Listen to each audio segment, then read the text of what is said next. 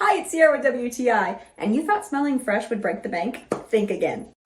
Aeropostale's Pink Mango Body Mist is such a sweet and fruity smell, but it also has that mango in it, so it's more of a deep tropical scent, which I absolutely love.